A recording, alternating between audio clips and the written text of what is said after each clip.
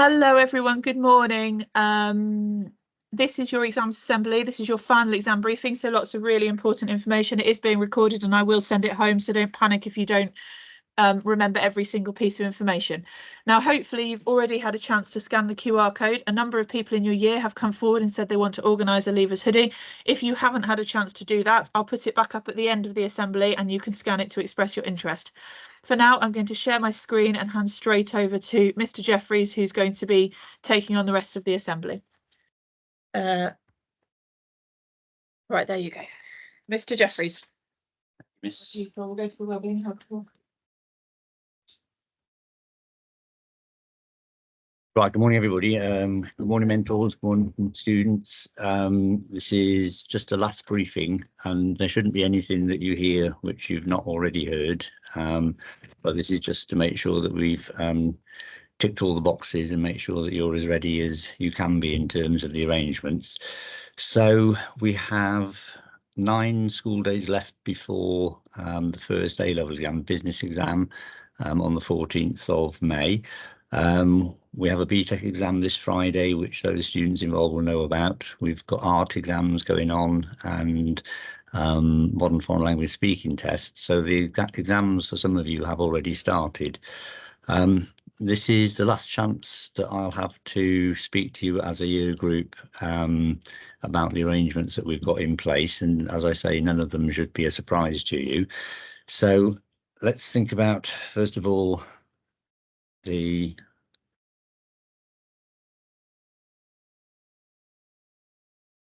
important bits.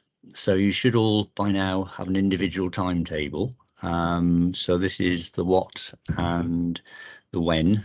The left-hand column, as you can see, gives you the date. Do take notice of the second column.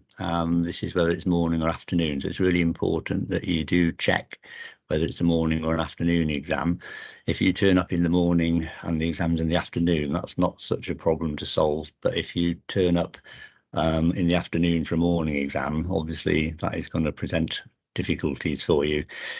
Can you notice also the details at the top? Can you make sure that they are correct? You've had plenty of time now to check those, but if we have missed anything, then just make sure that that we have got everything correct at the top of the timetable.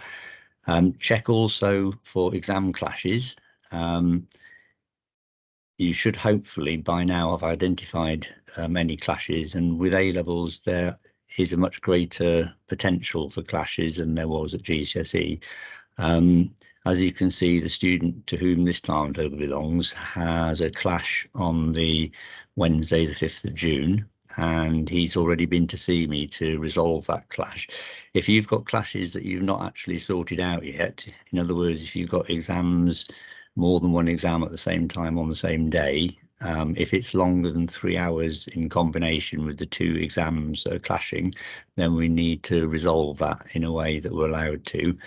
We haven't got flexibility to move exams like we did with the mock exams, so it is important that you come and see us in the exams office to make sure that you're clear about which exam you're doing when, if you've got a clash. Okay, can you also notice that we have amended the start times for the morning and the afternoon exams? There are reasons for this, which I won't bore you with, but the morning exams will start at 9:15 and the afternoon exams at 1:30. So just be clear that those are the amended start times, not 9 o'clock and 1 o'clock as it used to be. Okay, so that's the when and the what exams you've got. The where, you should also have had a rooming timetable, and as you can see, we start on the 14th of May. We actually start with the BTEC exam this week on the 3rd of May, but A-levels start the week beginning the 13th of May. So check when your exams are, make sure they match with your individual timetables. Just to clarify the columns that you can see there. So in the time, that's the duration of the exam, not the time it starts or anything else. So it's written in digits, but the first exam, as you can see, is 2 hours long. The number in the next column is the number of students we believe are taking that exam, and the venue is where the main exam venue is for that exam. The seating plans will be up in T Block probably later this week, so check that you are where you think you should be. Most of you by now in year 12 and year 13 will have sorted out the rooming if you need to be in a different room or alternative. So do come and see us if you think we've got that wrong. So one or two things just to remind you, these exams, the A-level exams, can't be rescheduled if you're too late or miss them. The next opportunity to do the A-level exams, if you do miss one altogether for reasons other than illness, is next summer 2025. So it is really important that you try and be punctual, get the exams where you should be at the right time. Make sure you've got a copy, maybe more than one copy of your exam timetable. And if you need another copy, just come and get one from us at this stage. We've got no problem printing more for you if you need one. Try and get there with the venue for your exam. Try and be there nice and early so that you've got time to check the seating plan again if you need to. Time to get yourselves settled and your heads in order before you come into the room. And another thing that slightly different for this set of exams than you've had for the past, you must wear your ID lanyard. You all should have a lanyard, and you need to make sure that you wear it and bring it into the exam hall with you. Make sure you've seen the exam board rules, a copy of it on the school website. If you need printed copies, do come to us and we'll get one of those for you.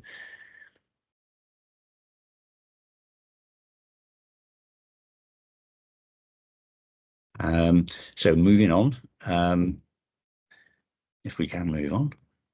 So another thing we want to talk about at this stage is the issue of special consideration. So this is the process which the exam boards have in place that allow schools to notify them if students have got disadvantages that they are labouring under during the exams, or sometimes in the period before the exams take place.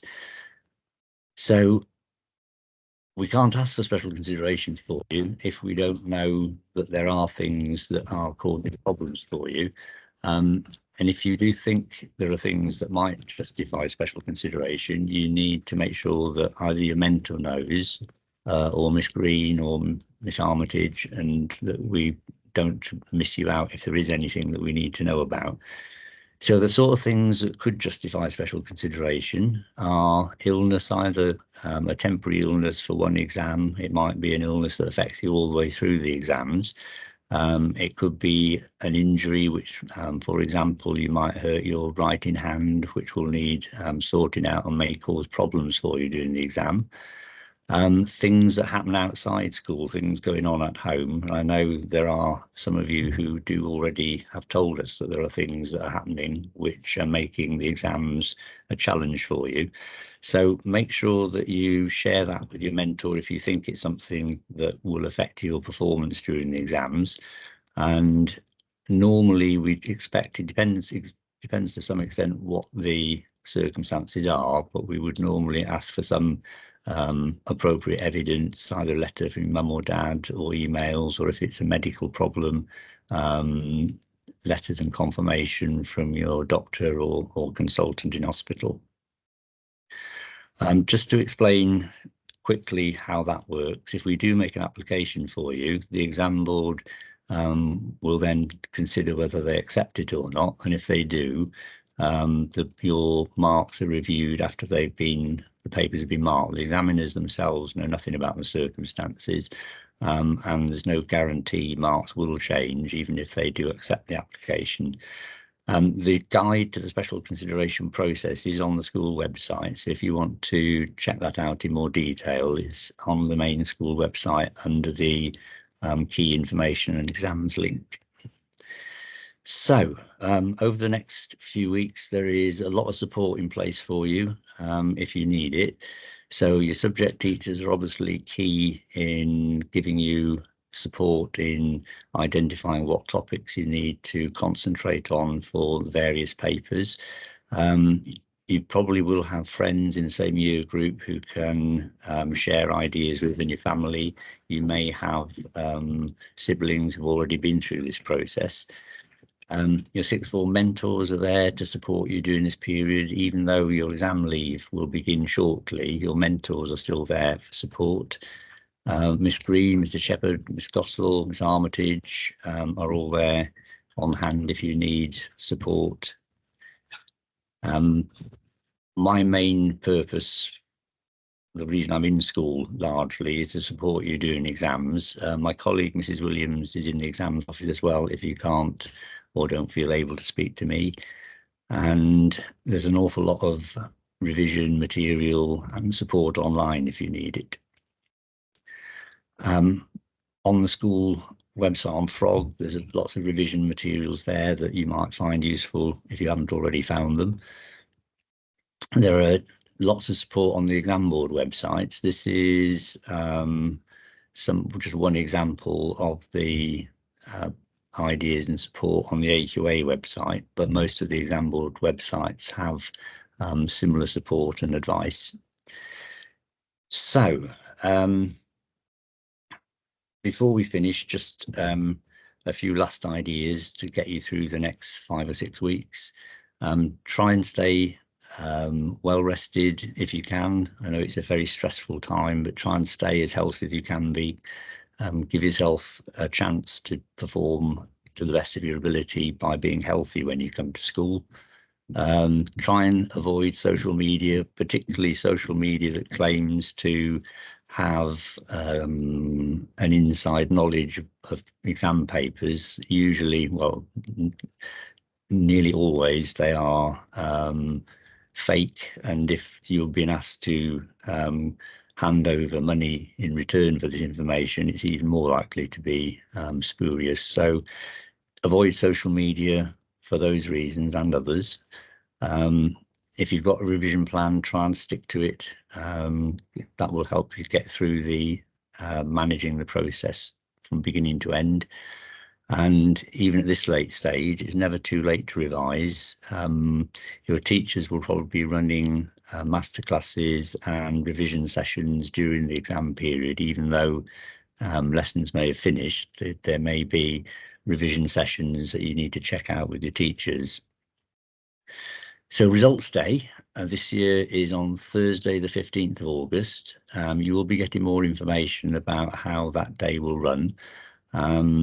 And there will be more details on the results day, the post-result services which the exam boards make available, your applications to UCAS, progression beyond sixth form. If you're not planning to go to university or need support with clearing, a lot of that advice will follow over the next 2 or 3 weeks. So if you need to get in touch with me, most of you know the exams email address is the quickest and simplest way to do it. Mrs. Williams and myself are there in person most of the day in the exams office. Obviously, once we start running the exams, we may be out and about dealing with the beginning and end of exams, etc. But we are always there to help if we can. And whether I've had the privilege and pleasure of getting to speak with you individually or not, we wish you all the very best with your the exams over the next few weeks. I hope the results go the way that you want and that your plans for next year and beyond all pan out for you. So that's all that I need to say at the moment at this late stage. If you do have questions or queries, do come and see us in the exams office, and I'm going to sign off there.